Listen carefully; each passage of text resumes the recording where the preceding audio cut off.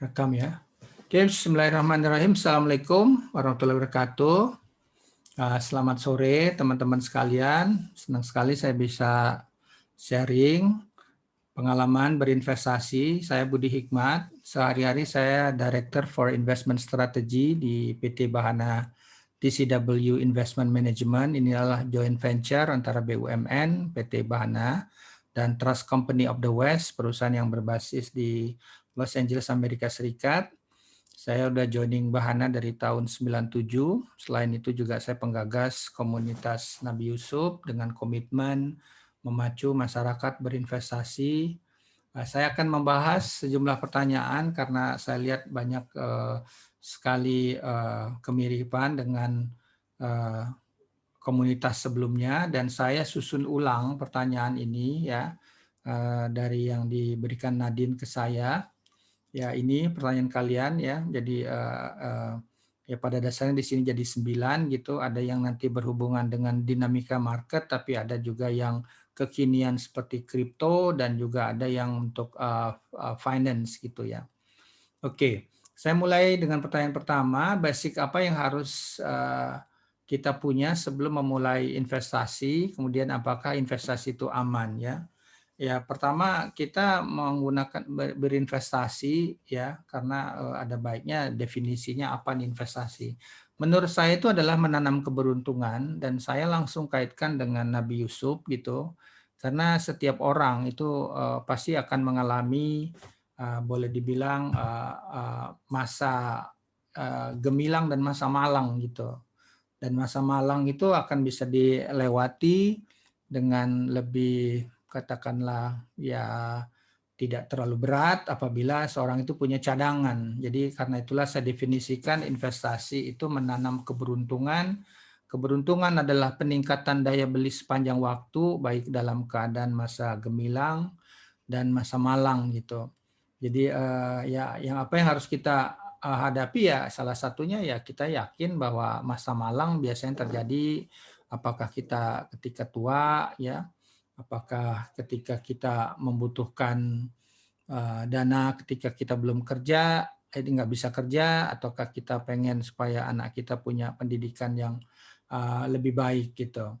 Nah, investasi sendiri sebetulnya adalah suatu kegiatan venture ya, apa katakanlah kita melakukan suatu usaha ya, apakah Anda jualan misalnya aksesoris handphone ya, kemudian juga jualan ayam geprek gitu.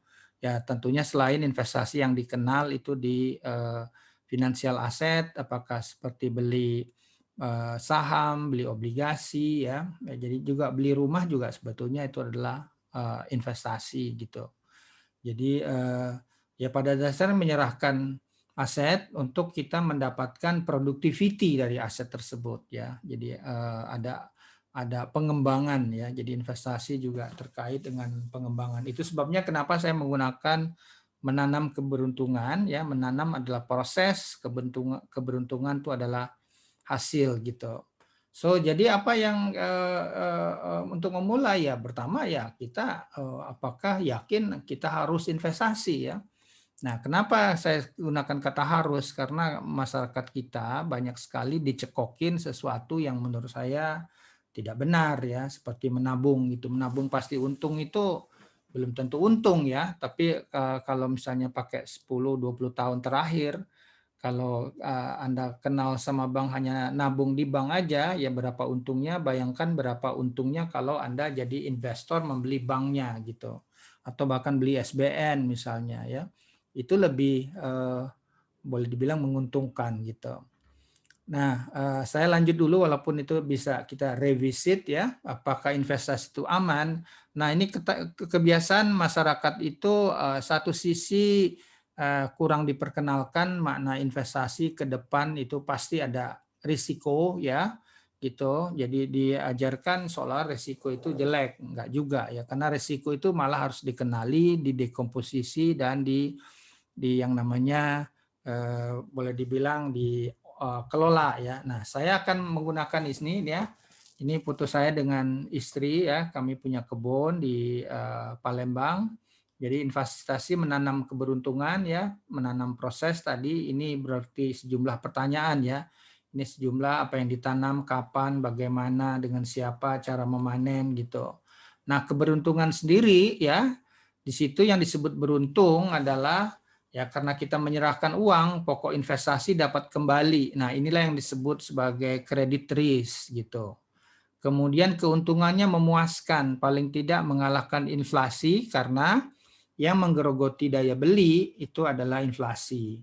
Nah, investasi juga bukan cuma bisa masuk, tapi bisa keluar nggak, gitu. Jadi maksudnya jangan sampai kita istilahnya Hotel California, you can get in, but you cannot get out gitu. Jadi inilah liquidity risk ya. Jadi yang kalau pertama itu adalah credit risk, yang kedua inflation risk, ketiga itu adalah liquidity risk. Maksud liquidity risk itu gampang dijual tanpa menurunkan harga ya. Nah, kalau ini difahami ketiga komponen risiko ini ya, jadi credit risk, inflation risk, dan liquidity risk, insya Allah orang itu terhindar dari investasi bodong. Nah, tentunya di pasar modal ada jenis risk yang lain ya, karena terkait dengan hakikat pasar modal ya, yaitu bagaimana investasi itu adalah orang berusaha mengantisipasi katakanlah peluang ke depan dengan membeli gitu, dan seringkali yang kejadian itu adalah keadaan ketika orang kalap mau membeli terus ya, sehingga namanya nilai dari investasi ya itu sekarang sudah kalah jauh dibandingkan harganya, atau harganya udah melesat jauh dibandingkan nilainya. Ini biasanya keadaan greed ya, keadaan rakus gitu. Nah, sebaliknya juga ada ketika ya gitu, ketika misalnya tahun bulan Maret 2020 waktu market panik ya, itu banyak sekali saham yang katakanlah harganya sudah jauh di bawah nilainya, yaitu undervalued. Kalau yang pertama itu overvalued. Nah, di sini berarti ada namanya volatility risk ya. Nah, jadi volatility risk ini bagaimana cara menyikapinya gitu. Saya akan ini ya back and forth dulu ya. Ini pertanyaan yang kedua. Jadi kita itu di investasi, di pengalaman saya juga sebetulnya tugasnya mengelola risiko. Nah, banyak sekali orang katakanlah yang di sosial media mengeluh bahwa dia punya dana pendidikan buat anaknya nyangkut gitu ya. Nah, kemudian juga ada yang katakanlah uang minjam dari misalnya pinjol. Nah, itu bahaya. Jadi bagaimana investasi itu yang penting salah satu ya bagian dari pengelolaan risiko ya itu adalah exposure. Exposure itu berapa sih alokasi yang diinvestasikan dibandingkan dengan total aset misalnya. Kalau ternyata misalnya tiba-tiba dari apa namanya penghasilan kita dan kalian masih muda 50% ya itu lari ke investasi, itu juga bisa berbahaya ketika market turun ya, katakanlah panik, jual berarti merealisasikan kerugian gitu. Nah, exposure ini perlu ya, mungkin kalian pernah dengar istilah diversifikasi, betul itu di satu sisi bisa menurunkan volatilitas portofolio secara keseluruhan, nanti volatilitas diukur dari standar deviasi, kita akan bisa sampai di sana suatu saat gitu. Nah, tapi yang menarik itu pertanyaan kedua. Untuk investor pemula sebaiknya melakukan investasi secara berkala tiap bulan atau sekali saja. Nah, ini tentunya pertanyaan ini saya jawab dengan apa yang disarankan Nabi Yusuf ya. Gitu. Nabi Yusuf itu beliau ini seperti yang kami gunakan di komunitas. Nanti saya sharing aja nih, termasuk saya juga bahas mengenai berbagai pertanyaan terkait dengan apakah tadi ada yang menanyakan apa namanya misalnya Sampurna, Astra gitu ya. Nah, Nabi Yusuf itu beliau memberi saran kepada raja ya yang dalam mimpinya melihat 7 sapi kurus makan sapi gemuk ya. Itu ada di surat Yusuf surat 12 nomor 47. Qala tajra'una sab'a sininan da'aban, hendaklah kalian bercocok tanam selama 7 tahun secara berkelanjutan. Sengaja kata berkelanjutan di sana saya garis bikin italic gitu ya. Nah, ini tekanannya sebetulnya ini adalah berkelanjutan, maksudnya kita melakukan investasi secara berkala. Ya, ini sesuai dengan saran David Bach, pay yourself first ya. Investasi itu kita membayar, mempersiapkan untuk memiliki kemampuan membayar hidup di masa depan. Jadi dari pendapatan kita per bulan itu dialokasikan aja secara teratur gitu. Dan ini karena menanam berarti growth, ini paling bagus dengan talenta, dengan saya bawa ya ini ke presentasi saya ketika saya di Moskow ya, di Saran Nabi Yusuf ya, sorry ini bolak-balik. Nah ini ya, kalau tajron nasab asininan da'aban ya, kata da'aban itu adalah berkelanjutan. Jadi ini adalah bagaimana kita investasi secara berkala ya, maksudnya dari gaji ya, sesuai dengan saran David Bach. Nanti saya juga bisa sharing bukunya David Bach, Automatic Millionaire ya, itu pay yourself first yang berasal. Nah ini ada pertanyaan juga yang menarik nanti di bawahnya ya, pengelolaan latte effect. Nah yang aset yang orientasinya growth ya, itu adalah talenta ya, gitu, kemudian properti dan saham misalnya, karena dalam jangka panjang ini yang paling bagus returnnya. Saran kedua Nabi Yusuf, fama khassattum fazaruhu fi sumbulihi, maka apa yang kalian panen tetaplah pada tangkainya. Ini sebetulnya tekanannya pada proteksi. Nah, apa yang diprotek?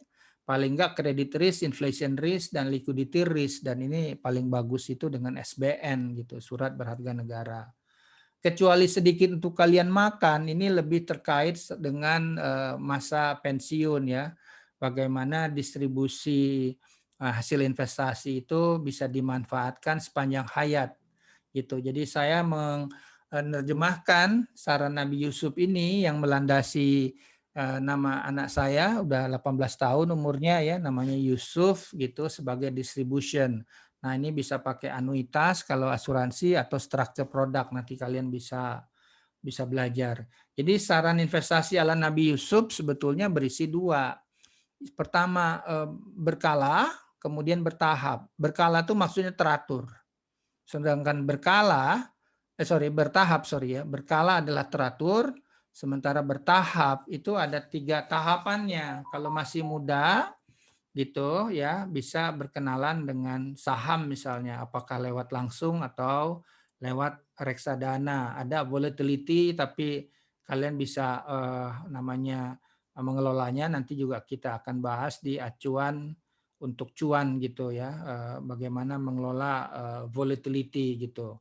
Mendekati pensiun seperti saya, mungkin bulan depan saya pensiun, saya sengaja kumpulkan kalian supaya juga saya merasa bermanfaat ya gitu. Dan ini juga saya Nadine mungkin kaget kenapa saya gratis gitu ya. Bagi saya sih saya udah cukup kaya gitu Nadine gitu, dan ini begitu banyak orang yang belum paham ya. Saya akan break sebentar lagi nih ya gitu. Ya inilah namanya proteksi ya, dan saya juga bikin bagaimana nanti hasil investasi selama ini bisa dapat cukup diandalkan lah ya untuk membiayai kehidupan saya sama istri ketika pensiun. Menarik sekali saran Nabi Yusuf ini juga paralel di perjanjian lama juga ada ya, dan ini yang melandasi sovereign wealth fund. Saya akan bahas dulu 3 pertanyaan ini ya. Satu lagi ya, apakah bisa seorang yang belum berpenghasilan tetap memulai investasi? Nah, ini menarik sekali sebelum kita break, karena ini adalah kelihatan berkaitan dengan pay yourself first ya, bayarlah dirimu terlebih dahulu, yang berdasarkan dari yang namanya latte effect. Latte effect itu yang seperti pernah kita bahas, misalnya kalau di luar negeri orang sebelum masuk kantor menyeruput latte, kemudian nanti jam 11 latte, setelah makan siang latte, sebelum pulang kantor latte, sebelum tidur latte gitu. Jadi 5 latte itu ya. Nah, itu bisa bermudarat gitu. Nah, latte itu bisa aja gadget, bisa aja hangout, bisa aja jilbab gitu ya. Nah, dengan pengelolaan latte efek itu misalnya kita batasin aja pengeluaran rokok juga latte ya gitu. Misalnya kita batasin gitu ya, misalnya tadi lattenya hanya 2 kali cukup itu misalnya ya, yang sisanya bisa dikumpulkan. Nah, yang belum berpenghasilan tetap itu sebetulnya lebih terkait dengan kemampuan merebalance ya antara pengeluaran dan kesadaran untuk membiayai masa depan. Nah, seringkali ini yang paling berat sebetulnya gitu. Kalau orang sudah terbiasakan dulu bahwa dia akan tidak cuma hidup kini di sini, tapi ada nanti di sana gitu. Dia harusnya membuat prioritas sehingga yang namanya investasi itu udah jadi winning culture yang bersangkutan gitu. Nah, so far ini ya jawabannya, makanya saya berusaha sistematik, saya rearrange ya dengan berbagai pengalaman ya. Nanti kita akan masuk ke hal yang teknis ya. Walaupun mungkin sebelum sorry sekali saya menelan ludah sendiri ya sebelum break gitu. Nah, sebetulnya masa tua itu jangan sampai seperti ini ada karakter dalam film The Parasite ya. Ini Moon Guang dan suaminya gitu, bahwa dia bilang we have no house berarti nggak punya aset, no money berarti nggak punya income, only debt gitu, hanya hutang. Nah, ini bahaya nih, dan Indonesia pasca COVID ini seluruh negara juga itu banyak sekali menerbitkan hutang ya pemerintah, karena untuk menggerakkan ekonomi di suatu sisi sebetulnya lebih ke mencegah orang nggak keluar, membiayai orang nggak keluar gitu.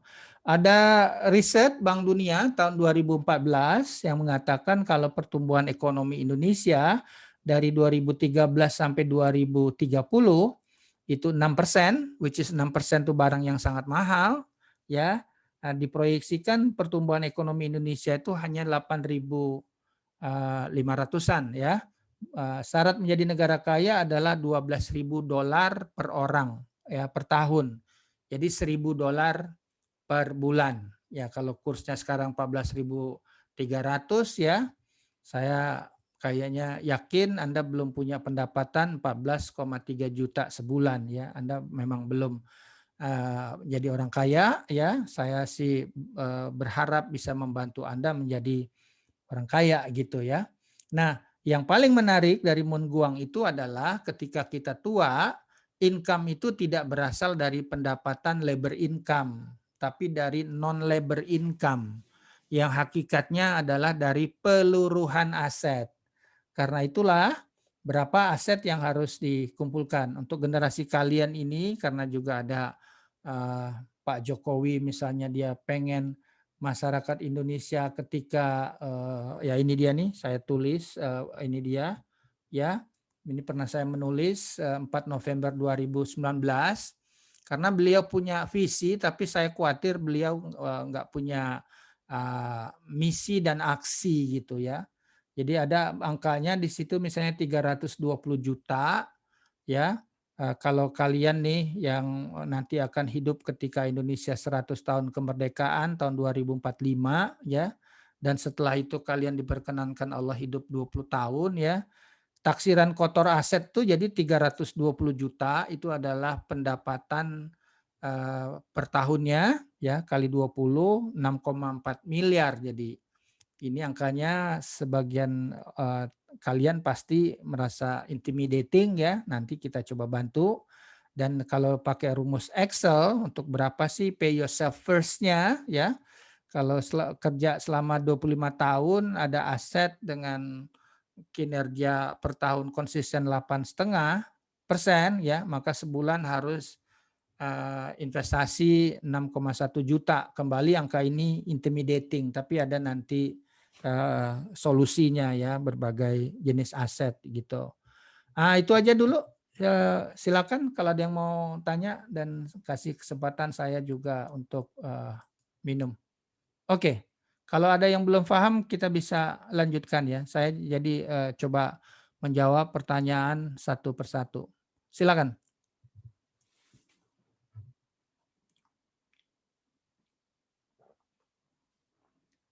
Ada pertanyaan?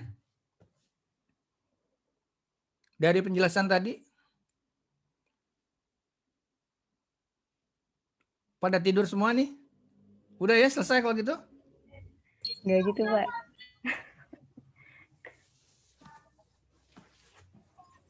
Mungkin Luisa ada tuh. Ada yang saya jelaskan yang belum paham? Oh ya, ini penting sekali ya. Bersama kalian ini ada anak saya nih, Muhammad Razin Khalifah ya. Tadi ngobrol kita tadi saya bilang papa mau sharing investasi ya. Gitu karena yang saya sampaikan juga dengan apa yang dilakukan oleh Razin ya, Raka panggilannya, sama bahwa dia invest in boleh dibilang culture ya. Jadi memahami kerja keras orang Jerman di sana ya. Jadi itu negara yang current account surplus, kita current account defisit. Beda banget nih. Jadi kalau kalian nggak ada pertanyaan, ini kemungkinan sih kalian udah ngerti sih bagus ya. Kalau enggak sih memang kemungkinan besar Indonesia sulit mencegah risiko tuir sebelum tajir karena kalian anak FUI gitu yang supposedly berpikir kritis gitu. Ya, jadi seringkali ya kita harus membongkar paradigma nih. Ya, jadi cara yang selama ini pasif gitu, itu nggak bisa. Mungkin nanti ya ini saya nggak kasih kesempatan sih Raka untuk bicara, tapi bagaimana pendidikan Jerman sistemnya itu sangat sekali menghormati proses ya, kemudian juga kontribusi gitu. Silakan, ada yang nanya nggak?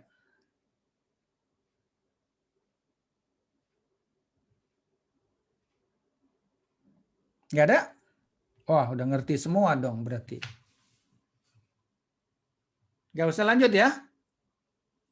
Oke, kita sampai sini ya. Nadine, thank you banget teman-teman nih karena nggak ada yang bertanya. Itu Tiara kayaknya mau nanya. Silakan Tiara. Jadi saya mau nanya, kalau misalnya kita ngebangun portofolio saham, itu lebih baik kita diversifikasi. Pertanyaan saya enggak itu loh, maksud saya kita itu 3 atau 4 pertanyaan yang tadi dulu, jangan ke bawah. Oh ya, oke. Nanti aja berarti Pak. Ada yang lain? Gimana yang lain? Pak, mungkin saya ingin bertanya. Iya, silakan. Jadi kan itu kalau misalkan kita untuk saham, jika yang tadi itu dikatakan bahwa kita itu beli saham itu secara berkala ya Pak. Nah misalkan kalau misalkan kita ingin melakukan secara berkala tapi harga saham lagi naik, itu kita mendingan untuk kayak menunggu dulu atau langsung aja Pak kayak beli aja per bulan. Oke, itu relevan pertanyaannya. Very good. Tadi siapa yang nanya tadi? Yang nanya tadi siapa? Karina Pak. Karina, itu Karina. ada USB yang saya kasih ke Dava ya. Kamu ambil satu ya. That's yours. Gitu. Jadi tolong diatur deh sama Dava gimana dapetinnya gitu. That's very good question ya. Oke, let me tell you about investment ya gitu. Jadi kita balik lagi ke slideshow ya. Jadi ini ada hubungannya ya. Memang berkala satu hal. Tapi investasi itu selalu start dari konsep utamanya adalah valuasi. Ya. Jadi valuasi itu adalah kita, sebentar ya, saya punya nih, sorry. Tuh, jangan-jangan ketutup lagi. Oke. Ini ada di materi yang di sana sebetulnya. Sorry, ini jadi saya malah nggak ada di sini. Oke, tapi di sini ada. Pertama, investasi itu juga terkait dengan valuasi. Ya, jadi valuasi selalu saran saya jangan baperan investasi itu. Selalu tahu kira-kira punya akses ini value saham itu berapa. Dan selalu dibandingkan dengan harganya. Jadi nanti yang dilakukan itu pricing the value, not valuing the price. Ya, gitu. Saya keluar dulu sebentar karena kayaknya ini ada di materi yang lain. This is very good question, teman-teman. Saya appreciate sekali teman kalian yang nanya seperti ini. Ya, sebentar saya cari dulu. Ini ada. Jadi kamu lakukan valuasi dulu, ya, pada saham yang ada. Kamu bisa tetap lakukan pembelian teratur, ya, tetap lakukan pembelian teratur. Nah ini sebentar ya, saya dapat nih. Ya, saya share screen dulu. Mudah-mudahan ini kalian bisa dapat. Nah, ini dia nih. Ya, sorry. Coba tes dulu. Apa yang kalian lihat ini slide? Betul ya? Betul? Iya, Pak. Oke, ya.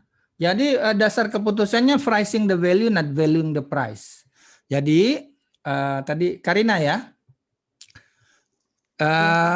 kamu lihat yang katakanlah lakukan evaluasi dulu, untungnya ini udah berapa nih kamu punya, dan kamu lihat bahwa yang katakanlah harga saham udah jauh melebihi nilainya. Nah nilainya nanti kamu akan belajar valuasi. Belajar valuasi. Misalnya punya akses ke Bloomberg, misalnya perusahaan X nih, berapa value-nya?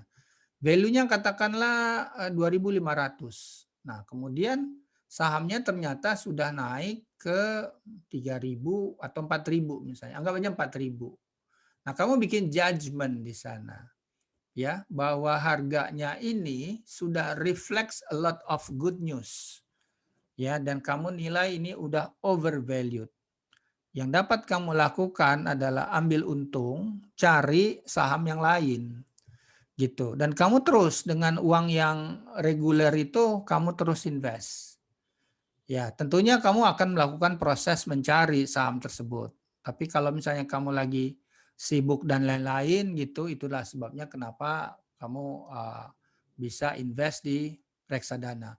Oh ya, by the way yang saya sampaikan seperti ini ya adalah semoga mengilhami juga kalian untuk berkarir jadinya. Gitu. Jadi gitu Karina. Jadi yang tadi yang saya sampaikan jangan baperan karena pada dasarnya investasi itu tekanannya adalah valuasi ya.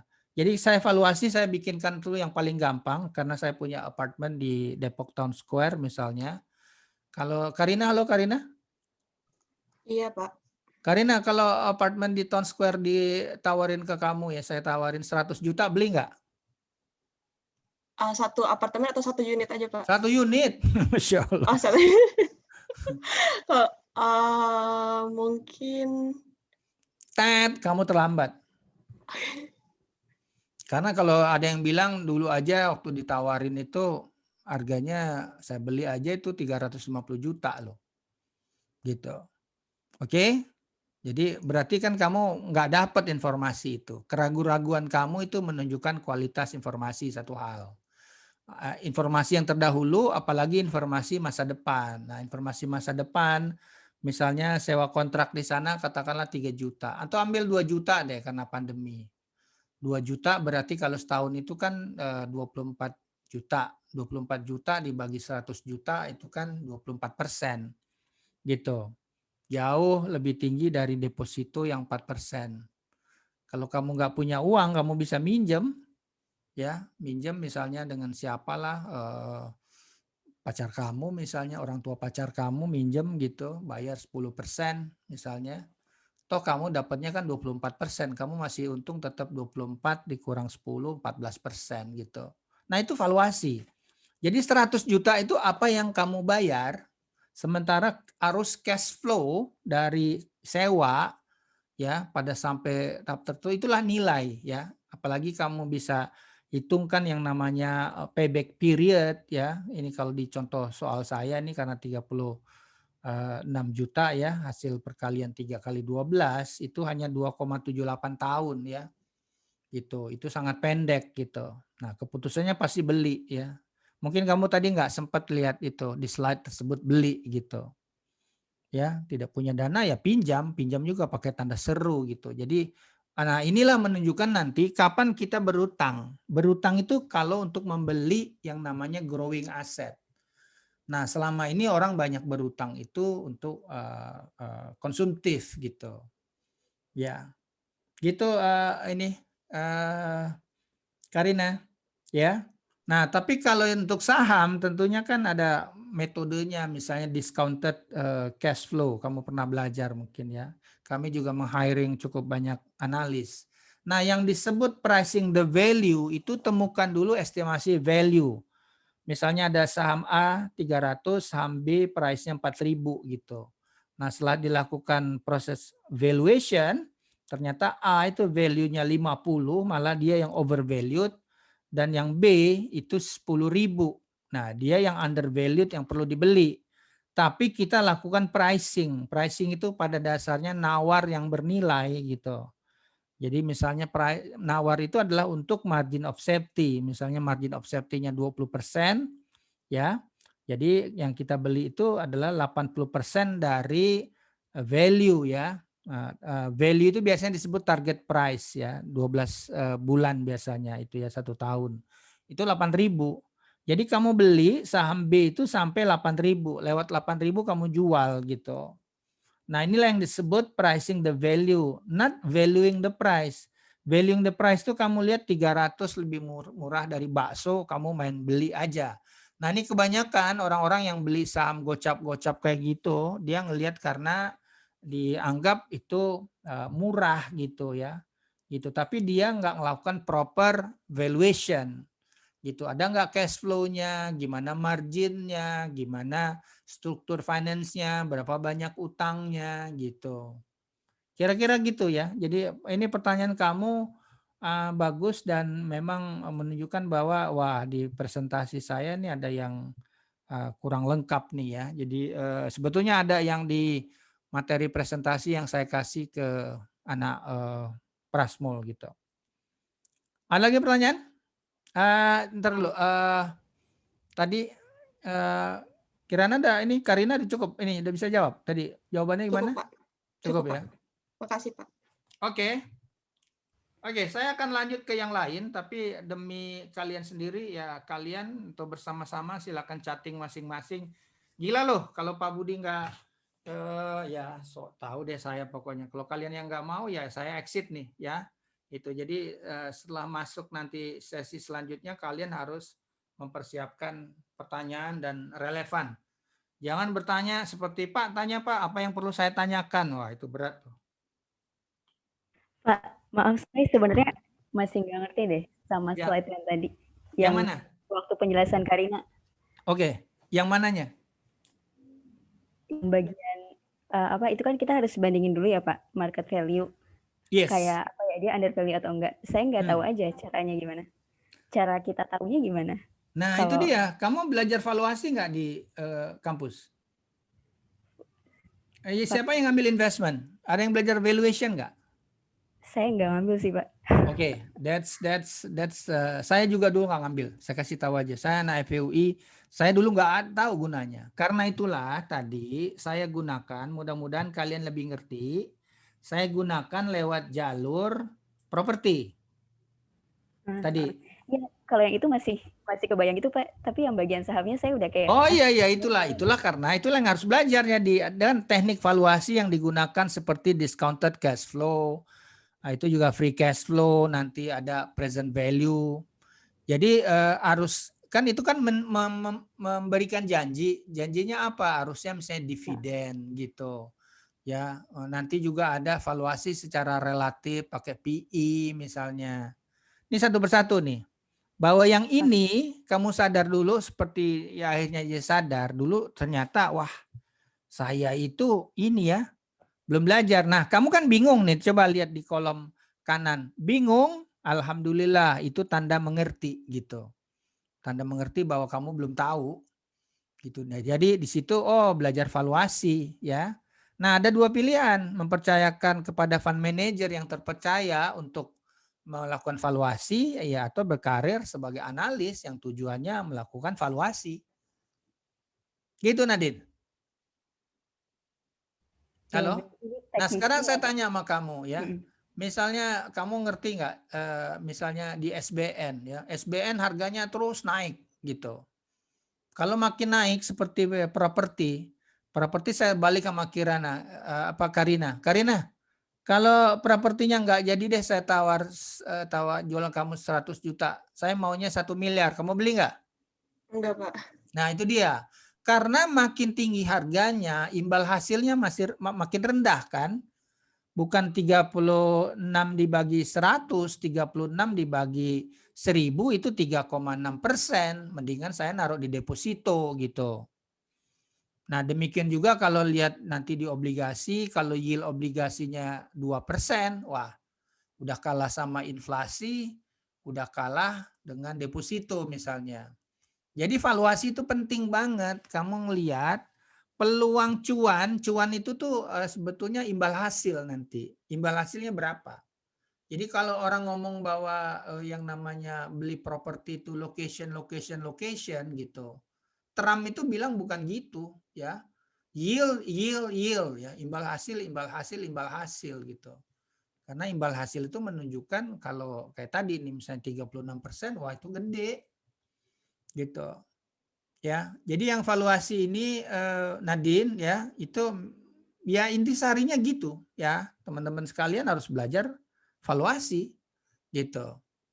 Nah, kamu cek deh yang punya pacar tuh ya, pacarnya overvalued nggak? Ya kalau overvalued ya udah ya ganti aja, nggak usah baperan gitu. Pokoknya segala sesuatu di investasi itu rasionalnya valuasi. Nah, banyak orang investasi itu ngikut-ngikut influencer, padahal yang dibeli itu saham yang kemahalan gitu. Kemudian juga produktivitinya, apakah dia profit katakan margin, apakah juga cash flow-nya ada enggak, apakah dia banyak utang atau enggak gitu. Selain itu liquid enggak. Ya pelan-pelan lah ya, namanya biasalah ya, orang tuh harus kejeblos dulu lah ya. Nabi Adam juga berdosa supaya dia tahu Allah itu Maha Pengampun lah ya gitu, dan supaya kita dewasa lah di situ. Gitu, Nadine. Oke, siap, Pak. Ya. Oke, kita akan lanjut ya, dan nanti siapkan pertanyaannya. Oke, kita akan lanjut ke ya ini dia kelas pemula. Oke. Saya akan maju ke pertanyaan. Bentar ya. Nah, ini.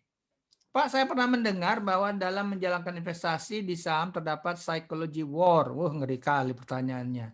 Bagaimana cara kita menyiapkan mental dengan pergerakan saham yang setiap harinya tidak menentu? Ini menarik pertanyaannya. Ya, pertanyaan kalian saya bilang bagus-bagus, mungkin kalian nggak sadar yang bagian mana bagusnya gitu. Psychology war itu, market itu adalah bergerak ya karena ekspektasi. Jadi mereka melakukan ekspektasi. Itu sebabnya market itu selalu bergerak lebih dulu ketimbang sektorial.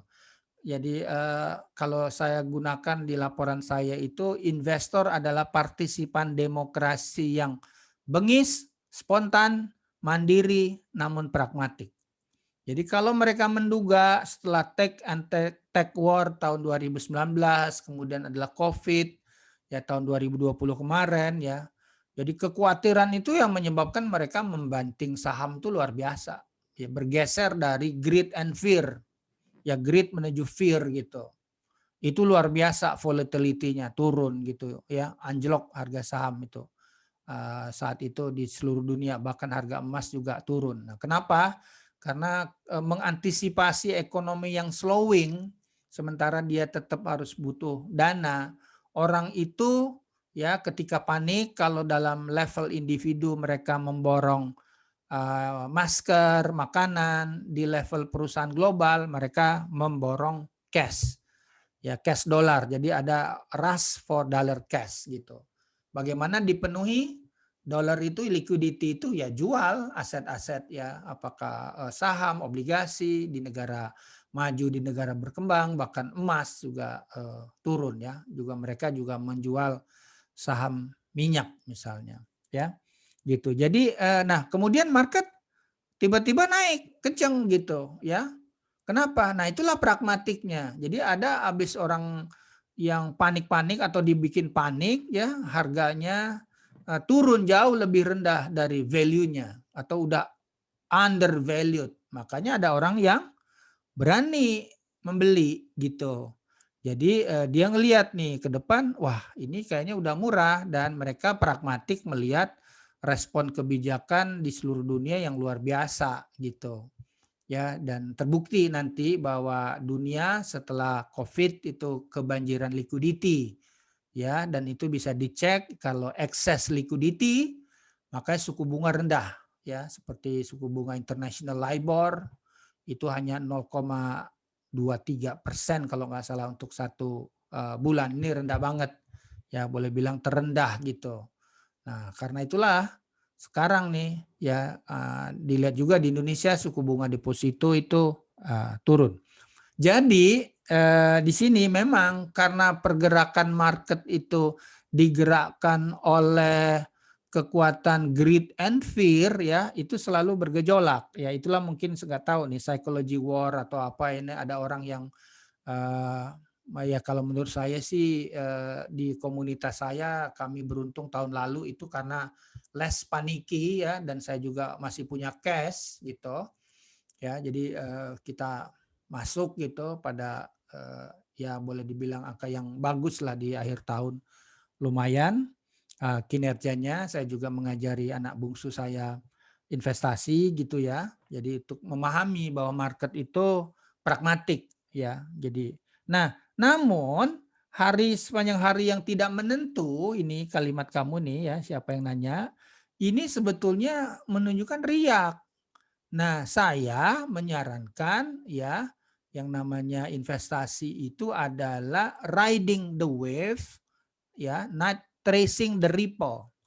Kita itu adalah riding itu menunggangi ombak ya, bukan mengikuti riak. Riak itu biasanya bergejolak tapi nggak kemana-mana.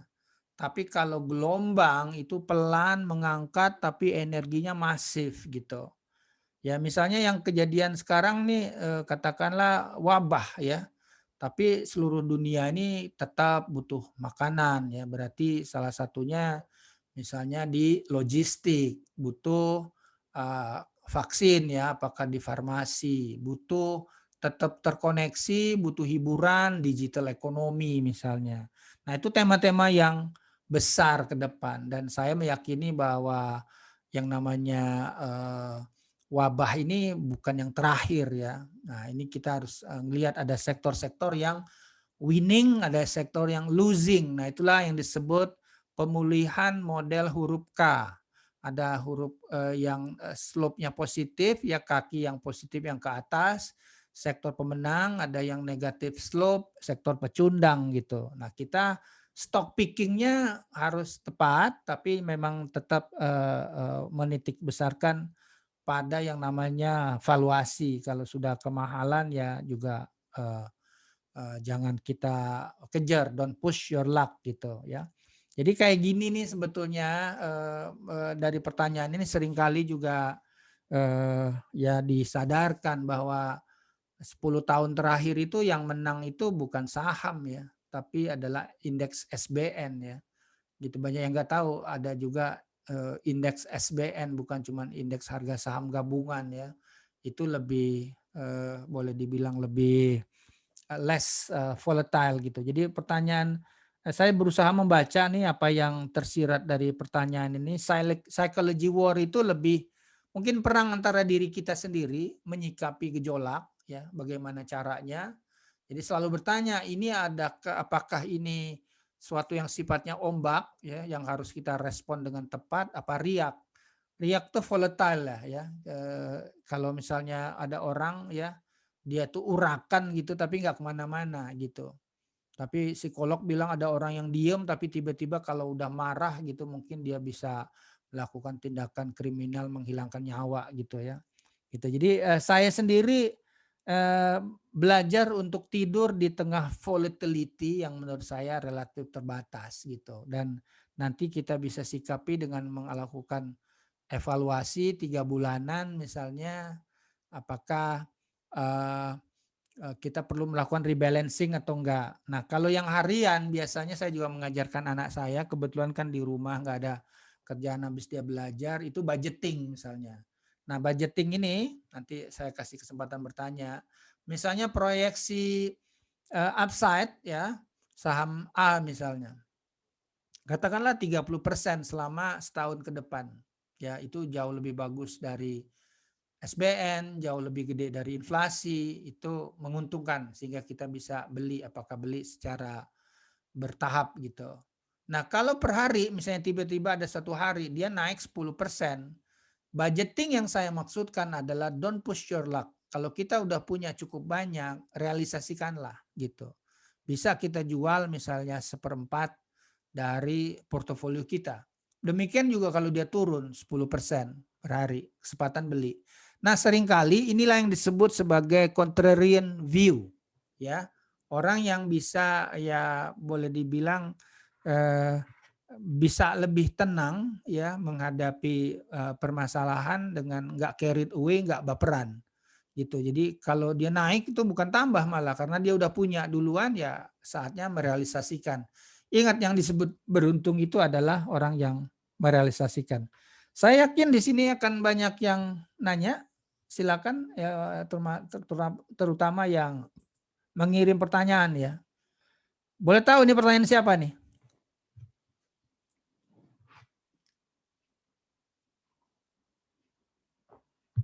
Halo? Tes suara saya didengar nggak nih? Iya, kedengeran Pak. Ada pertanyaan? Dari jawaban tadi?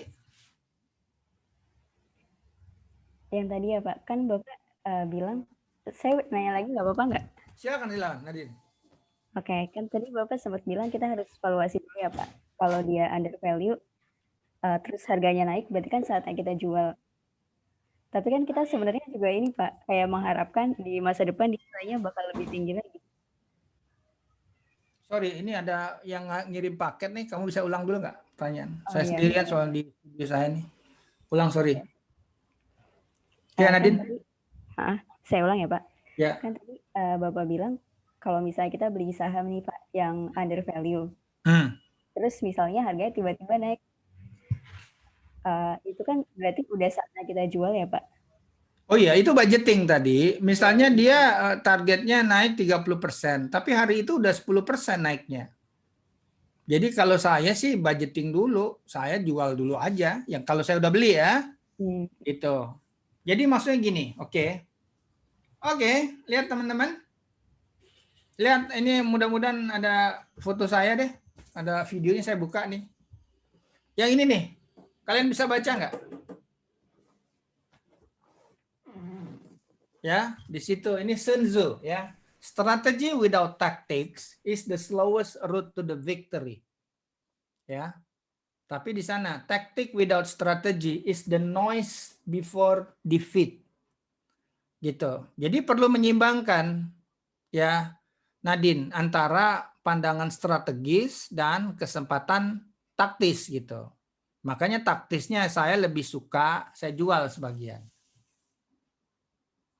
Pengalaman saya, teman-teman, silakan dilatih deh untuk tidak baperan berinvestasi itu. Apalagi jatuh cinta sama saham karena bapaknya kerja di Telkom harus punya Telkom. Enggak gitu. Kalau Telkomnya overvalued ya bisa beli XL misalnya. Gitu loh. Gitu Nadine. Berarti Bapak itu itu sebenarnya yang saya sebut budgeting. Iya silakan. Direncanakan dulu gitu ya Pak. Kayak dari saham ini mau dapat untung. Oh iya itu dia. Makanya sebagian besar orang investasi itu nggak punya rencana dia. Nggak punya plan.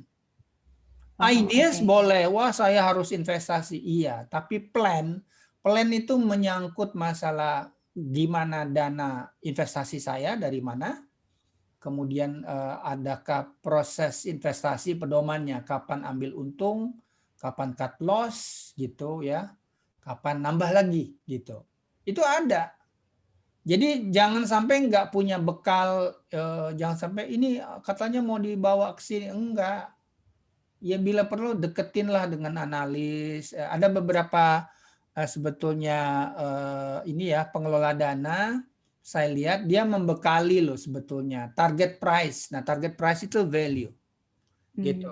Dan target price by the way itu dynamic. Kalau ada perubahan baru itu menarik. Misalnya Telkom terakhir dia apa sih naiknya karena antisipasi salah satu direkturnya yang berasal dari apa tuh? Bukalapak atau apa, dia punya strategi digital seperti apa kan. Telkom itu akhirnya naik kan sejak dia akhirnya jadi bisnis sama apa namanya misalnya Netflix kan. Ini saya kayak gini nih banyak film Netflix nih, istri saya ngeledek saya nih. Ini ada anak saya lah di sini. Dulu kan saya ngeledek kalau mereka nonton drama Korea ya. Terakhir saya tertarik juga lihat Vagabond gitu ya. Udah pada nonton belum tuh? Kan saya disuruh nonton itu tuh startup gitu. Enggak lah, enggak zaman saya gitu ya. Saya nyari yang lebih action spy gitu ya. Dan saya juga terakhir lagi ini nih lagi namatin ya banyak juga kan dokumentari di situ juga ada yang money heist gitu kan. Gitu. Nah, Telkom itu Nadine itu baru kuat di digital backbone, belum digital services gitu. Makanya ketika mereka memperkuat digital services ya. Oke, apa sih digital servicesnya? Zoom ini digital services ya. Ya, kemudian apalagi tadi Netflix misalnya ya.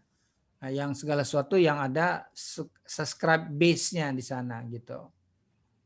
Nah, gitu Nadine. Jadi harus punya rencana dulu, harus punya berapa angkanya. Itulah sebabnya di komunitas Nabi Yusuf dan di salah satu presentasi di sini, tapi please, oh ya by the way materi yang saya sampaikan saya sangat menyarankan tidak didistribusikan ke yang lain ya. Dan ada beberapa yang kalian harus take your own risk karena saya tunjukkan di sana misalnya screening ya. Proses screening di situ kalian coba aja lihat ya, nanti bisa ngelihat upside potensialnya berapa enggak. Itu adalah konsensus upside, konsensus inilah boleh dibilang berapa sih target price gitu. Nanti target price itulah evaluasi, jadi value-nya dibandingkan dengan harganya gitu. Dan habis itu lakukan budgeting. Oke deh. Saya kasih tahu aja nih, anak bungsu saya itu keluar dari saham inilah yang digadang jadi seperti sahamnya Alibabanya Indonesia ya, dapat return 70% gitu. Ya, waktu kemarin naik besar itu dia pertama naik dia realisasikan gitu. Tapi ketika dia nyampe 10.000 gitu naiknya udah tiba-tiba hari itu ya berapa hari itu 20%, dia habisin gitu. Ingat yang beruntung itu adalah yang orang sudah merealisasikan keuntungan. Gitu Nadine. Oke. Kita lanjut ya. Boleh Pak. Oke. So far so good teman-teman. Buka suara dong. Gimana? Ada yang kurang? Aman Pak. Paham Pak. Pak saya mau nanya Pak. Oh ya silakan. Dava ya. Halo. Iya. Iya silakan Dava. Iya halo Pak. Silakan. Kan tadi Bapak sempat mention tentang kalau misalkan pengen main saham itu kita harus punya persiapannya dulu. Salah satunya kan analisis tentang perusahaannya. Nah untuk pemula itu kira-kira analisis yang perlu diperhatikan banget dari dua perusahaan itu apa ya Pak ya? Oke, analis yang perlu itu adalah bagaimana sikap mental kamu. Jangan gunakan kata main. Karena kalau main itu main-main biasanya. Paham, Dava? Jangan gunakan kata main deh. Ya, itu bahaya gitu. Nah, kalau kamu ngikutin Warren Buffett atau yang di Indonesia itu Lo Keng Hong, investasi itu seperti kamu melihat atau ikut bisnisnya, punya bisnisnya. Jadi anak bungsu saya aja waktu itu dia bilang setelah saya ajak dia screening saham, Pak, ini perusahaan PI-nya masih di bawah market Pak. Kemudian ternyata earning-nya juga bagus, utangnya sedikit Pak gitu ya. Dan sektornya juga masuk winning sector gitu. Bisa dibeli dong. Nah, gitu jadi. Jadi sebetulnya fundamental screening gitu. Dan saya mau masukkan jawaban kamu ini ke yang nomor 5 ini TikTok ini. TikTok ini ya kita tuh gunakan fundamental analysis, acuan untuk cuan, ada juga technical analysis. TikTok analysis tuh baru setahun terakhir menurut saya nih. Bandarmologi. Bandar itu ya adalah orang yang memiliki informasi jauh lebih banyak dari kebanyakan orang lain. Saya nggak pernah kontak sama bandar ini karena pasti kalah menurut saya. Ngapain ngikutin dia?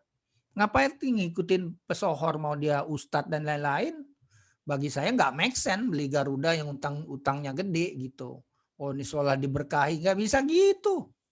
Gitu kalau perusahaan ini manajemennya nggak bagus. Nah di yang materi yang saya kirim ke kalian, nah Dava kalian bisa, kamu terutama yang terima ya. Nanti satu flash disk kamu kasih Karina ya, gitu. Di situ ada tulisan mengenai Lo Keng Hong. Dia bilang kalau perusahaan yang survive 5 tahun terakhir gitu, manajemennya bagus, valuasinya murah, productivity labanya bagus ya, apakah profit margin, ya kenapa nggak beli? Nah, yang proses screening seperti ini itu namanya stock screening gitu. Ya. Stock screening nih ada di sini tapi sekali lagi at your own risk ya. Saya kasih nih ada beberapa hal. Nah, ini ya. Ini stock screening misalnya katakanlah ini analis, ini dia misalnya untuk saham misalnya Indofood ya. Indofood year to date memang turun sekitar berapa tuh? 11,7% yang ini nih. Mudah-mudahan kalian bisa lihat cursor saya ya. Gitu ya. Dia punya price earning ratio itu masih murah gitu. EPS growth-nya hampir 18 gitu dan ini dikasih rating bagus dengan target price ini value ini 8.576. Ini adalah median boleh dibilang target price ya, value gitu. Ya. Jadi menurut saya ini menarik nih, coba aja nih lihat gitu. Jadi memang ada volatility. Kamu lihat nggak misalnya kalau ya ke depan nih ya, kalau di luar negeri yang namanya Indomie itu kan luar biasa nih gitu ya. Lakunya bagi saya nih sektor konsumsi ya, kalau misalnya ekonomi katakanlah lebih bergerak ya, saya nggak tahu nih gimana mendudukan, tapi ada story-nya di sini gitu, cari story-nya. Nah yang fundamental analysis itu salah satunya kayak gini nih misalnya MKT ya, ini yang karena yang paling tinggi. Oh ya by the way ke kalian itu saya kasih ya ke kalian itu adalah peningkatan saham selama bulan Februari. Ada yang naik sahamnya itu karena saya sortir aja seperti saham bank ya. Bank itu katanya digital bank syariah itu ya. Naiknya sebulan kemarin tuh 1.880%. Ya. Saya cek fundamentalnya nggak ngerti saya perusahaan ini ya. Nah, bursa sendiri naiknya 6,47. Nah, kalian lihat di sini. Ya, sebulan terakhir saham tuh naik 6,47. This is good enough ya. Sebulan udah bisa mengalahkan bunga deposito lebih dari setahun gitu ya. Nah, tapi di bawahnya nih ada saya sortir ya. Sorry. Gini ya. Dan yang di sebelahnya itu adalah bagaimana kalau disortir berdasarkan indeks ya, bobot di market gitu. Karena bisa aja harga sahamnya naik, ternyata bobotnya kecil, trading volume-nya nggak gitu gede. Jadi harga saham ini juga bisa jadi semu ya. Banyak sekali saham-saham, saya pernah menulis 2 minggu yang lalu, ada sekitar 34 saham itu yang turunnya dalam seminggu itu lebih dari 25%. Bagi saya sih saya nggak mau masuk ke saham itu. Itu yang saham yang orang main. Kalau saya saham yang invest, saya pengen tahu bisnis dia kayak apa. Orang influencer Bandar bilang bagus, kalau saya lihat fundamentalnya nggak bagus, saya nggak akan masuk. Itu beda ya. Jadi silakan nih kalian ketemu orang yang kayak Budi Hikmat, ini lebih mirip kayak teman saya Pak Lokeng Hong. Ya jelas dia lebih lebih kaya lah, katanya dia punya 3 triliun dari hasil investasi ya.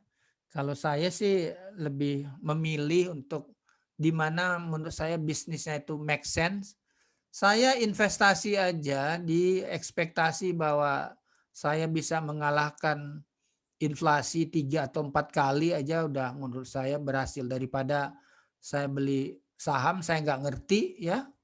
Begitu banyak dulu ada yang namanya kalian masih ingat nggak ada saham Lux ya, kalau nggak salah ada saya jadi lupa tuh karena kalau nggak bagus biasanya saya lupakan. Joska, pernah dengar nggak Joska? Halo? Saya pernah dengar, Pak. Dia kan membeli saham dengan PE mungkin di atas 90, katanya berharap dia bisa the next Amazon gitu ya, marginnya tipis gitu, cash flow-nya nggak ada, please deh bilang. Ya, dan si Joska itu setahu saya dia menempatkan salah satu kliennya dia kelola dan dia nggak ada izin menurut saya ya. Itu mungkin apakah 80% dari portofolionya di saham LAK itu. Dan bahana TCW perusahaan saya itu untungnya tuh berlipat-lipat kali dari si LAK tersebut gitu. Jadi kalau saya sarankan selain jangan menggunakan kata main, do our homework in fundamental. Ya, investasi itu lebih battle inside, perjuangan emosional di diri kita sendiri.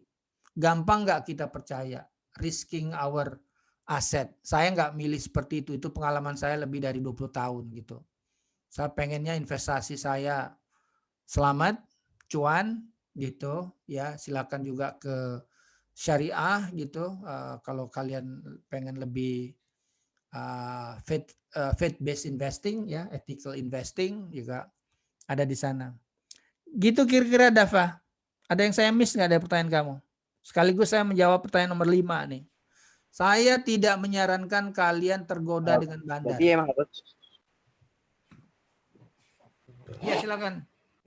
Ya, berarti emang harus belajar fundamentalnya apa ya? Iya. Walaupun nanti saya akan ngajarin kalian sesi selanjutnya itu pedoman yang namanya Elvis. Elvis itu bukan penyanyi lawas, ini singkatan dari earning, liquidity, valuation, interest rate, dan sentiment. Dan nanti kejadiannya adalah permutasi, karena ini bisa jadi Elvis itu bisa jadi Levi's, bisa jadi Selfie, bisa jadi Slave, bisa jadi Evils, gitu. Nah kalau misalnya jadi Slave, earningnya di bagian belakang, jangan berlebihan mengharapkan cuan saham, karena saham itu normalnya show me the money itu dari earning. Karena earning yang paling belakang, ya berarti kita harus rekalibrasi berapa sih acuan untuk cuannya gitu. Jadi jangan serakah gitu. Gitu dah Pak. Ya nanti yang ini pertemuan kali ini sangat penting ya. Kalau kalian nggak antusias ya saya sudahi loh ini. Gitu. Jadi tadi ada misalnya Pak market sekarang kayak apa ya, kita bisa bicarakan di kesempatan selanjutnya nih. Elvisnya seperti apa nih? Kami sendiri di Bahana tuh Elvis analisisnya kayak apa gitu.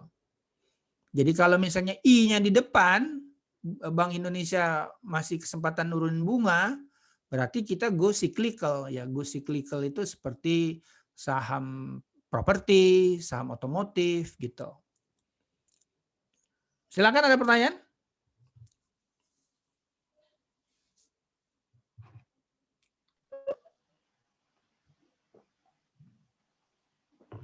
Nggak ada, kita lanjut ya. Ya, silakan. Pak, maaf saya mau tanya. Sebelumnya suara saya jelas nggak? Ya, sangat jelas. Jadi kan ini Pak, kalau misalnya saya lihat. Safira. Ya kalau misalnya saya lihat di Instagram itu kan kayak kebanyakan orang-orang yang investasi saham tuh emang lebih ke fokus teknikalnya aja kan, tiap perkembangan harian kayak, persentase naiknya berapa. Tapi kan sebenarnya orang investasi saham itu kan juga ada keuntungan lain yang disebut dividen. Nah, mungkin kalau misalnya dividen itu, kalau misalnya setahu saya kan lebih berkaitan dengan fundamentalnya. Nah, jadi tuh, menurut pendapat Bapak, gimana soal misalnya ada perusahaan yang secara fundamentalnya bagus, rutin memberikan dividen, tapi, secara grafik itu pergerakan perkembangan sahamnya, cenderung landai gitu, Pak. Itu That's very menurut good. pendapat Bapak gimana? Oke, itu menarik banget pertanyaan kamu ya. Saya akan coba tunjukkan dulu ya kenyataannya ya bahwa saham itu yang memberikan kontribusi keuntungan itu memang bukan di dividen gitu. Kalau dividen itu biasanya ketika keadaan katakanlah kurang bagus di satu sisi atau memang tipikal investornya yang mengincar dividen. Misalnya investornya sudah sepuh misalnya dan dia lihat saham BUMN yang biasanya memberikan dividen karena pemerintah minta dividen. Jadi nanti dividen dibagi harga saham itu disebut dividen yield. Kalau dividen yield-nya 10%, wah itu menarik sekali ya. Gitu. Tapi biasanya setelah dibagi dividen atau pengumuman setelah siapa yang berhak dapat dividen, harga sahamnya kembali turun gitu. Jadi yang kamu tanyakan tadi ya itu saya bisa tunjukkan. Oh by the way ini teman-teman yang saya sharing ini ya sebentar. Ini kenyataan ya, kita coba tunjukkan dulu. Oke. Nah, ini saham ketika Indonesia booming. Ini dari tahun 2003 sampai tahun 2012. Mudah-mudahan kalian bisa ngelihat di sini nih. Ini bulan November 2003 sampai Desember 2012. Katakanlah ini periode komoditi booming. Saya tampilkan di sana GCI itu IHSG, Astra, Telkom, BCA, BRI dan Unilever. Ya. Jadi coba lihat itu ada total return misalnya untuk Astra, total return itu adalah gabungan dari capital gain dan dividen. Capital gain-nya sendiri langsung kelihatan 1598, 1598%. Berarti 2281 dikurang 1598 itu adalah dividen ya. Gitu. Nah, menariknya total return ini kalau kita annualize-kan cari itu per tahunnya. Bayangkan per tahun ya, selama 109 bulan itu berapa tahun tuh itu? Hampir 10 tahun lebih. Coba ya, udah sore nih. Saya hitung ya. Sebentar, 109 bagi 12 ya, 9 tahunan, 9 tahunan. Itu per tahunnya 41,69%. Itu gede banget. Gitu. Jadi di sini menunjukkan dari berbagai hal, memang yang diincar itu adalah capital gain, ya. Jadi kalau dividen itu biasanya nggak returnnya terlalu gede. Kenapa? Karena ada perusahaan juga yang nggak membagikan dividen kalau dalam periode growth, ya. Jadi tidak membagikan dividen karena hasil keuntungan, ya return earning itu buat katakanlah kembali diinvestasikan di perusahaan untuk bisa mencetak pertumbuhan yang lebih gegas misalnya. Ya gitu. Jadi nah kayak sekarang nih Indonesia atau terakhir saya lihat sejumlah yang namanya perusahaan ya karena kondisi katakanlah ke depan buat pengembangan kurang bagus ya mereka mengembalikan ya earningnya itu dibagi sebagai dividen misalnya ya happy aja investor kadang-kadang investor malah butuh itu nggak cuma ya mereka butuh uang juga tapi ada perusahaan yang sudah mapan ya rajin memberikan dividen itu mirip seperti orang investasi di corporate bond itu juga ada gitu ya dan biasanya perusahaan juga mengatur bahwa dia tetap menarik bagi orang karena dividen yield-nya ya berapa dividen saham dibagi harga sahamnya itu cukup menarik orang untuk menempatkan di sahamnya ya dibanding dengan deposito. Safira, saya menjawab pertanyaan atau ada yang miss? Halo Safira. Iya Pak, mungkin saya pengen ada ini lagi sih Pak pertanyaan. Jadi kayak penjelasannya itu misalnya fundamentalnya bagus, tapi secara grafis tuh landai itu kayak kita harus menyikapnya gimana ya Pak sebagai investor pemula. Jadi misalnya kan kalau kalau menurut orang-orang itu saham yang dikategorikan di LQ45 kan dia cenderung aman dan tapi di sisi lain grafik pergerakannya cenderung lebih landai. Nah, itu tuh kalau bagi investor pemula gimana ya Pak? Sementara saham LQ45 itu sendiri bisa dibilang harganya pun kayak udah sebagian ya ada yang udah mahal gitu Pak. Mahal itu kamu tahu mahalnya? Mahal itu apakah karena nominalnya angkanya gede atau kamu sudah proper dalam konteks valuasi misalnya? Kalau misalnya saya compare di PBV-nya gimana Pak? Itu masih masuk Pak? Kalau misalnya kamu gunakan katakanlah kalau dia bukan bank ya, kalau bank kan price to book misalnya. Kalau kamu di saham kan bisa aja PE ya, relative PE, kemudian juga profitability itu namanya relative valuation. Ya, di Bloomberg itu ada, kamu coba lihat. Tapi seringkali memang godaan untuk melihat di Instagram orang sangat cepat kaya di saham gitu. Itu memang peer pressure yang luar biasa gitu. Fund manager juga terkena itu.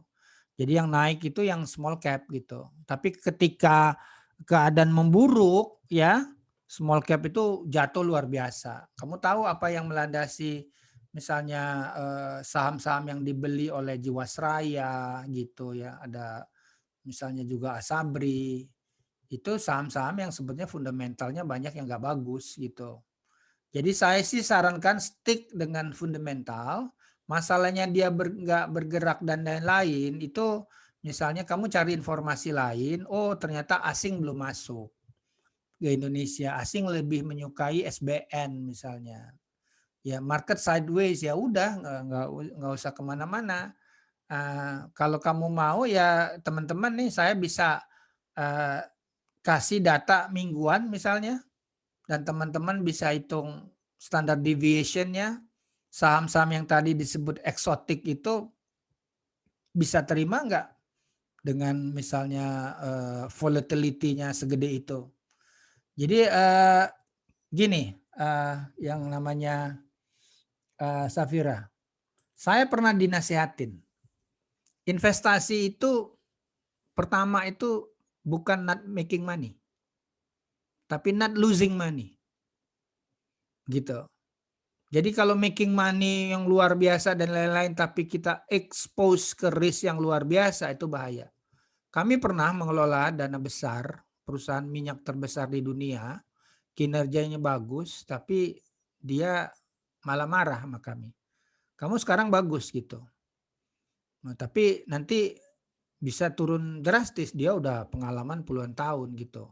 Our business is already risky. We don't like to do that in our pension fund. Dia bilang, duit pensiun. Jadi saya pengen kamu fokus di misalnya LQ45 misalnya. Gitu. Kemudian cukup besar itu di SBN, portofolio gitu. Ini tergantung jadi orangnya. Tapi karena kalian masih muda, sebagian besar juga kalian nanya mungkin Bitcoin apa. Ya punyalah yang namanya experience. Tapi experience itu dikendalikan dengan exposure. Jadi jangan sampai duit keseluruhannya dibelikan Bitcoin gitu. Ketika Bitcoin turun, ya tadinya belum belajar valuasi, kemudian anjlok misalnya katakanlah sebulan terakhir 25%. Tahan nggak nih perut kalian nih turunnya 25% dari total aset gitu. Nah, saya punya aturan ya yang saya terapkan. Silakan kalau kalian mau menggunakan berapa alokasi di growing asset ya. Saya gunakan itu 100 dikurang umur. Umur saya misalnya sekarang 54 tahun, ya berarti saya punya growing asset di 46% gitu. Gitu kira-kira. Teman-teman, ini kayaknya kita udah berlebihan waktunya ya. Cukup banyak pertanyaan. Kita diskusi aja, yang lain cukup menarik, dan I promise you sebetulnya di materi saya untuk udah cover ya. Tapi saya sih kelihatannya lebih suka kita membahas yang basic-basic dulu, yang sebelum yang lain, karena ada beberapa pertanyaan yang lain ya, selain juga saya kehabisan air liur nih gitu ya. Jadi ada 4 pertanyaan lagi kita bisa bahas pekan depan. By the way, saya menilai kalian cukup responsif lah ya, bagus tuh. Jadi Nadine bisa dilanjutin nih, Nadine nih ya gitu. Saya nggak jadi ngambek nih. Siap, makasih Mbak. Tapi maksudnya ngerti kan, rule of engagement kita lah, bahwa ya I already spend my time gitu ya. Lebih suka kalau kalian radical truth and radical transparency. Kalau nggak tahu tanya gitu. Anything, jangan malu-malu, toh muka kalian juga nggak kelihatan di sini gitu. Ya. Iya, Gimana itu tadi yang nanya tadi, Safira? Udah Pak, udah paham kok Pak, udah nangkep sekarang. Ya, Makasih, jadi Pak. Safira, ini pertanyaan kamu bagus banget ya. Jadi seringkali godaan tadi loh. Ya. Sekarang coba aja lihat influencer itu. Ketika market turun, ini portfolio gue sendiri kok, kan lepas tanggung jawab kan? Ngikutin nggak Safira dengan yang kejadian dengan influencer?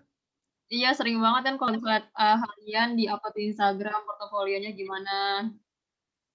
Dan orang baru punya pengalaman mungkin berapa bulan udah dianggap expert loh. Saya tiba-tiba merasa sangat tua loh. Udah puluhan tahun ya, udahlah, mungkin beda-beda gitu. Dulu juga bahkan junior di kantor saya tiru tuh Pak Joska gitu. Ketika Joskanya amblas gitu ya udahlah, bilang ini memang sih gampang terpukau ya gitu. Biasalah orang itu kan gampang terpukau, mulai dengan selebriti, ustadz gitu, apalagi kalau dia tuh nggak ngerti orangnya gitu. Ada lagi, kita punya waktu ya 5 menit dah ya, sampai dengan 5 berapa ini. Anda paham ya, ini waktu kayaknya kita kurang ya gitu. Saya sih mendingan bahas yang dasar-dasar aja. Silakan kalau ada yang termasuk pertanyaan berapa? 4 pertanyaan dimulai ya. Ini bagus nih yang kayak gini, karena saya mengajak kalian untuk membongkar paradigma, persepsi, custom kita ya, asumsi ya, apa yang ada di luar gitu. Dan karena ini siklusnya menurut saya sudah mulai lengkap, ada siklusnya naik cepat gitu, turun ya. Itu jadi dan saya buka aja nih ya teman-teman. Jadi terus terang nih ya, di sini misalnya ya, the biggest risk is not taking any risk ya gitu. Kemudian kalau yang ini sangat menginspirasi saya ya, jadi harus lengkap ya. Namanya strategi itu seringkali diperoleh dari top down approach ya, bahwa Indonesia penduduk muda, masih ada urbanisasi, tingkat pajak masih rendah, tingkat utang juga sebetulnya relatif rendah ya. Dan yang jelas kalian punya target ya. Kayak tadi nih, yuk. Nah, inilah yang menarik menurut saya untuk mengkritisi apakah otoritas ya, bukan jumlah investor, tapi seberapa jauh seorang itu terhindar dari middle income trap. Kira-kira targetnya berapa ya, kalau menggunakan acuan Bank Indonesia atau visi Presiden Jokowi gitu, 320 juta per tahun. Sementara yang harus kita lakukan itu adalah punya aset, berarti target aset.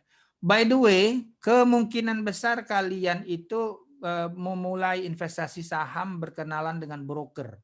Broker dan fund manager itu agamanya beda. Kalau broker itu menginginkan adanya trading volume, karena di sanalah mereka dapat komisi jual dan beli.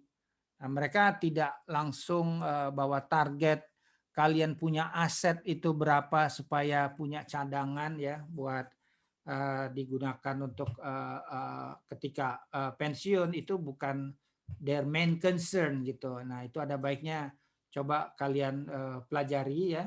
Saya terakhir nih saya mau menyampaikan ya yang pengalaman saya, dan saya appreciate Nadine menghubungi saya ya karena dia bilang, Pak, bagaimana Bapak menjelaskan saran Nabi Yusuf gitu ya. Ini menurut saya ini amazing ya. Ini this is my personal spiritual experience ya gitu. Jadi dengan investasi itu kita mendidik diri kita produktif, kompetitif untuk bisa punya cadangan ya. Dan cadangan itu terlihat sekali di surat 12 ayat 48 ya. Gitu. Kemudian sesudah itu akan datang 7 tahun masa yang amat sulit yang menghabiskan apa yang kamu simpan untuk menghadapi tahun sulit, kecuali sedikit dari bibit gandum yang kamu simpan gitu. Inilah cadangan, dan ketika COVID ini terbukti siapa yang punya cadangan dia yang bisa survive. Itu kira-kira penutup dari saya. Ada yang lain mau nambahin? Atau apa yang selanjutnya? Apa saya terlalu cepat nggak bicaranya? Kalau terlalu cepat mungkin enggak, Pak. Cuma tadi saya dapat chat kayaknya agak lompat-lompat materinya. Oke. Tapi saya berusaha yang 4 pertanyaan ya. Kalau lompat-lompat itu oke, saya akan coba perbaiki.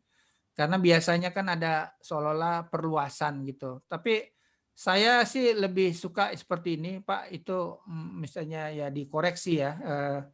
Ketika datang pertanyaan ini juga kan saya susun, saya coba siapkan gitu. Mungkin jawaban saya biasanya menjawab terlalu elaborate, itu juga saya akui. Bisa saja ya kalian lebih interaktif juga dengan saya nih. Ini nggak enak loh ngomong terus ya, sementara kalian nggak rajin bertanya. Kalau frekuensi rajin bertanya, tiba-tiba misalnya ada yang raise hand gitu, saya pasti berhenti kok. Ya ini perkenalan buat kita sementara ini ya. Oke, baik Pak. Itu aja teman-teman. Thank you banget ya. Bapak. Saya tutup. Terima kasih. Assalamualaikum warahmatullahi wabarakatuh. Waalaikumsalam.